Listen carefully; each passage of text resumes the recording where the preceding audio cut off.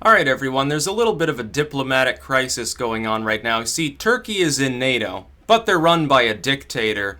But the U.S. has been arming Kurdish groups there in order to... I don't know exactly what they're supposed to be doing, because it seems like those groups, they're fighting Turkey, again, which is in NATO, run by a dictator. Okay. They're fighting ISIS. They're also fighting the FSA and Assad at the same time.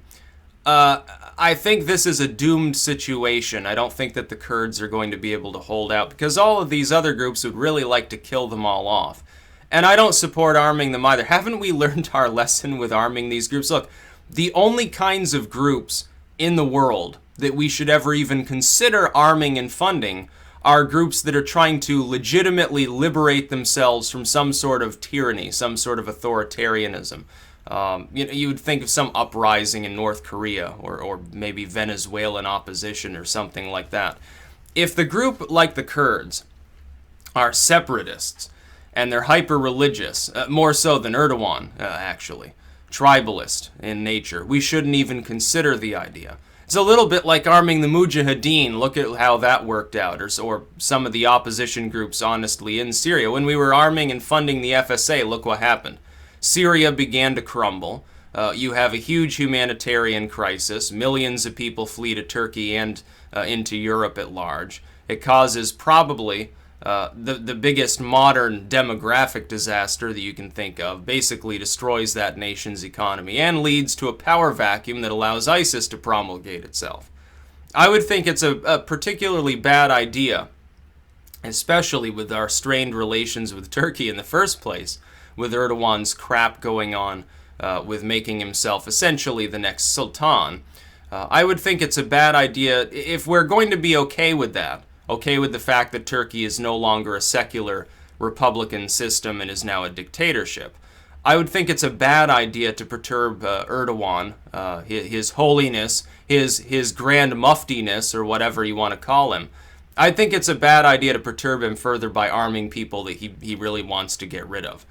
Honestly, though, in this situation, I really don't blame him, because that's the one group that would be more bloodthirsty than Erdoganism would be in Turkey. His idea of sort of a national imperialism based around his own egotistical cult of personality, which is just sort of overlapped with his version of Islam, ultimately is, strangely enough, is ultimately superior in form to what the Kurds would have in mind, which is, yeah, we're going to take a chunk out of this country and screw around with all our neighbors. We're going to take chunks out of all of them too. Everybody around the region will hate us.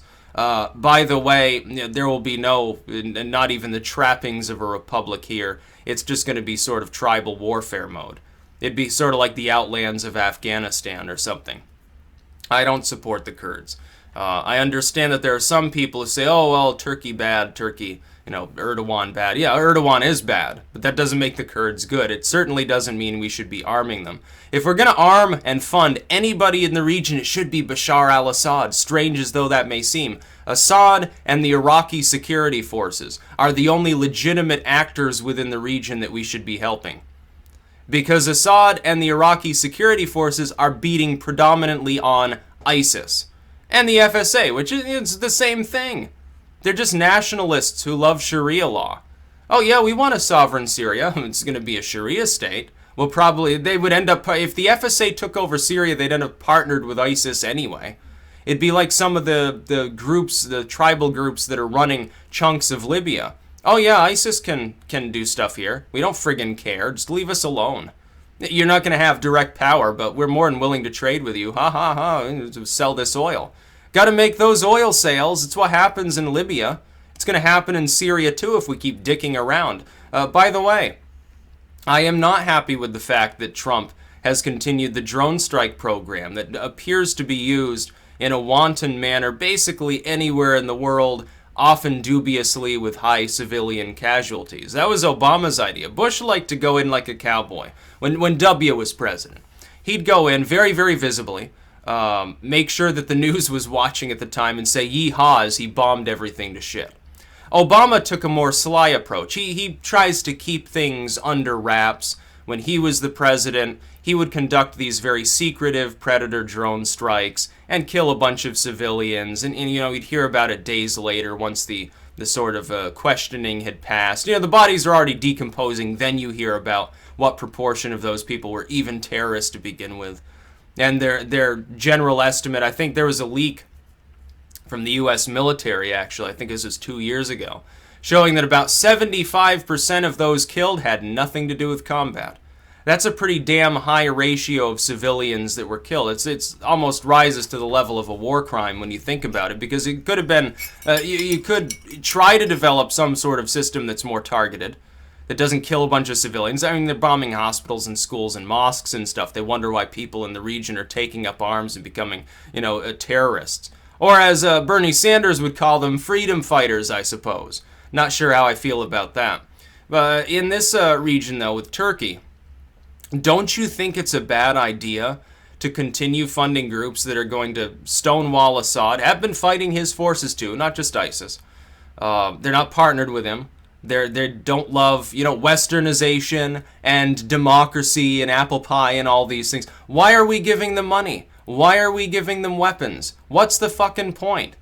The areas are, it's like a bloated wound that's completely inflamed and sore and oozing pus right now. And we keep poking it over and over again, hoping for something different to happen. No, all that's going to happen is you're making it more infected. You're spreading the infection around. You're allowing it to grow. We've created a cancerous tumor right in the middle of the Middle East, which already had massive problems to begin with. But things looked downright peaceful there maybe 20 years ago before we started getting involved in the region. We're not solving any problems here. It's not helping. So no, I don't support arming and funding the Kurds. I think we should leave them alone. Let Erdogan deal with his borders, let Assad deal with his, let the Iraqis deal with their borders, and leave the situation alone. I fail to see how this is going to be helpful. We're going to cause the whole region to implode into total chaos. I don't mean, oh, there are swaths of this land controlled by terrorists, and there are areas controlled by all these different, like, tribal factions and stuff, and it's sort of like gangland or something. No, I mean, it completely implodes. There's no order whatsoever. And then we have to take Jade Helm and really put it into action, which is what they were training for in the first place. And we end up having to get involved in the whole region at the same time, as along with the rest of NATO. It'd be crazy. It won't work. Trump has suggested going into Syria to create safe zones. If you can do that with the blessing of Assad and Russia, go ahead and do that. If not, leave it alone. As far as the Kurds go, that's the last group that we should be dicking around with if we want Turkey not to keep moving closer and closer to Russia. I know there are people who claim that they don't care. I think you'll start to care once you look at who controls the Bosphorus.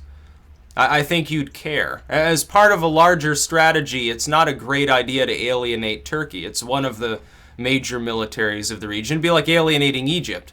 You don't have to like the leadership of Turkey or Egypt, but you have to be able to at least work with them a little. And I don't think we're going to be able to do that if we piss them off much more.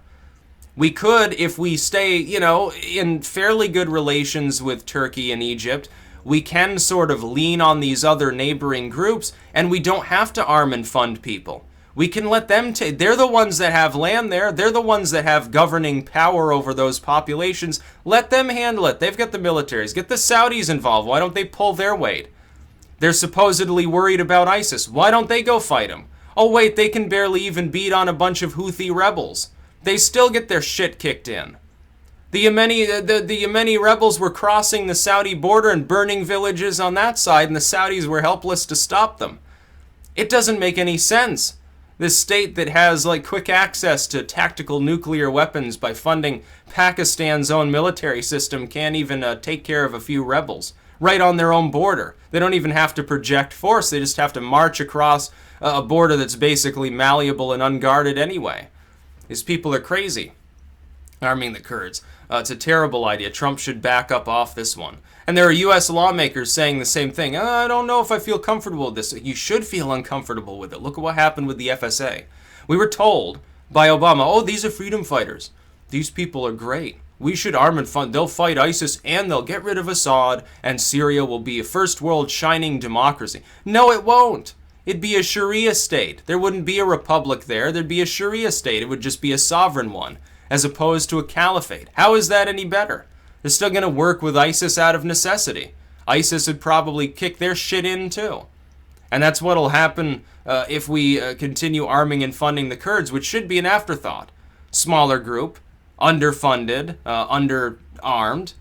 Yeah, they wouldn't even be a problem in the situation, but we're sort of artificially inflating their capabilities in order to keep chaos going. I guess that's the goal for some of these people around in the region. You know, there are a number of nations who love it when this area is in great tumult and chaos. I wonder who those could be. That's about all. Peace out.